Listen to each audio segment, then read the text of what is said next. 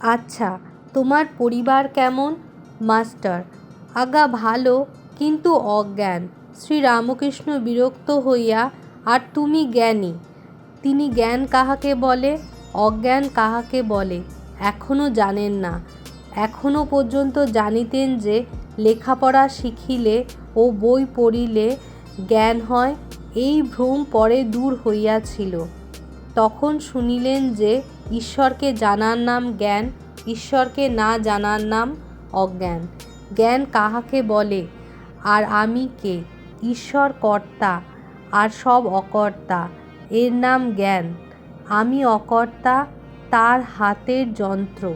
তাই আমি বলি, মা তুমি যন্ত্রী, আমি যন্ত্র। তুমি ঘরণী, আমি ঘর।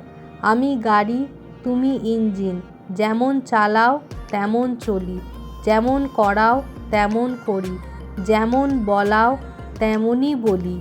নাহং নাহং তুহ তুহ। আমি ও আমার, এই দুই অজ্ঞান। আমার বাড়ি, আমার টাকা, আমার বিদ্যা, আমার এইসব ঐশ্বর্য, এই যে ভাবে, এটি অজ্ঞান থেকে হয়। হে ঈশ্বর, তুমি কর্তা, আর এসব তোমার জিনিস। বাড়ি, পরিবার, ছেলেপুলে, লোকজন, বন্ধুবান্ধব, এসব তোমার জিনিস। এর ভাব জ্ঞান থেকে হয়।